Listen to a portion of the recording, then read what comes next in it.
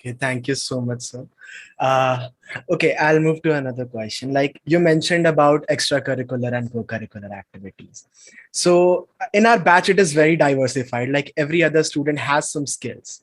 So even when I asked them about their interview experience, they were like, yeah, it was highly focused on what you like, what you do, and what you have, what you'll bring to the college. So, like, what is the importance, according to you, of extracurricular activities in the interview, and what is worth mentioning and what is not?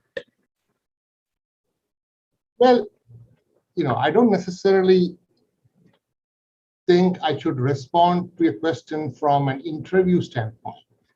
The value of extracurriculars comes from multiple reasons. One, if you have indulged in team sports, team activities, you are better off for life in general.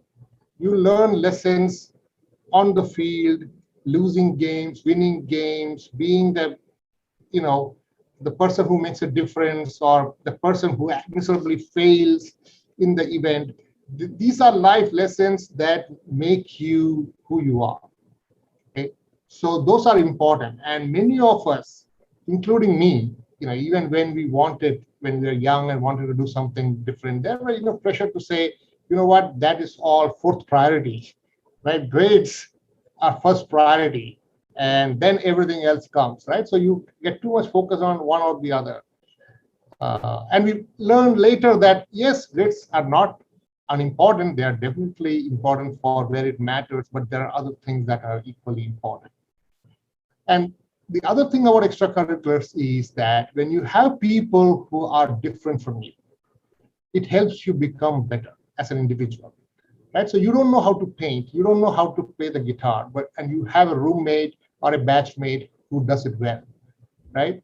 So interacting with this person and not just learning how to play the guitar, but learning how the person went about learning the guitar, right, gives you value that cannot be achieved from any other ways, right? So you may not be the guitarist, you may not be the painter, but that does not mean that you cannot learn from somebody who is, right?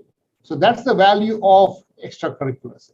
I don't necessarily think we even, remotely thought of, okay, let's get some music players and athletes into the program so that they will help build our reputation. I don't think that conversation ever happened, right? I mean, yes, if you go out and win accolades for yourself and mention that you are a student of our program, of course we are going to gain something out of it, right?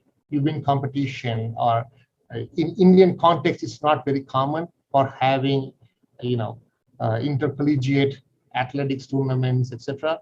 I really think we should uh, inter-college or inter-university or state level uh, championships for sports events and cultural events should happen. That tests you as an individual when you are enrolled in a program, and hopefully it will at some point. I know IITs have that already, inter-IIT competitions. I recently heard XLRI had this competition between multiple campuses that they have. So something of that needs to be developed in a structured way to encourage people to see what they can do, right? Now, traditionally, when you come in for MBA, like IIMs have looked at students, they only have less than 2 years, not even 2 years, less than 2 years. And it is so stressful, so tight that there is no scope to discuss any of this, right? But when you bring in people for an undergraduate program, you have a longer window. So these are things that you can seriously start discussing about.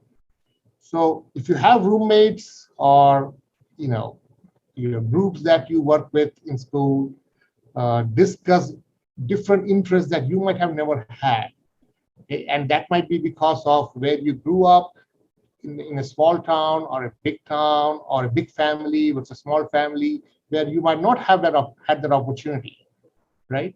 But these 3 years of interacting with people different from you will possibly or potentially offer you that opportunity. right? So that's the idea of this discussion about extracurricular and co-curricular, right? So I don't even remember, I should have, if there was designated points for any of this, but when we discussed it with the interviewers, we told them that we are not simply looking for smart kids, right? I mean, smart kids, the smart part is going to be default by the time we get to the filtering. We want people with something else going on, right? We want them to have somebody who is just not a great student, but whatever, athlete, mountaineer, trekker, traveler, swimmer, chess player, whatever the thing may be. Look for things that are really interesting about the individual.